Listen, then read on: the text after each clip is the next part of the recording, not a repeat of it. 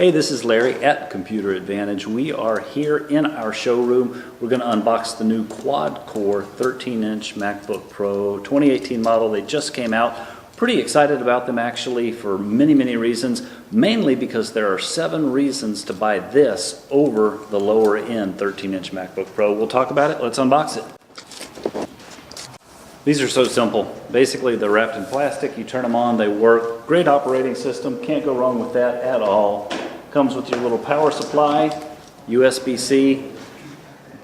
Been a while since I've done any MagSafe. Got your power cable right in here. Easy peasy. Let me tell you really quickly 7 things that are significantly better about this. One difference between the low end and the higher end is you get 2 USB-C ports here and 2 on the other side with your headphone jack, so that is an upgrade there. You also, with this particular MacBook Pro, get a better graphics card, you get the True Tone display, you get Bluetooth 5.0, which is an upgrade in the Bluetooth card.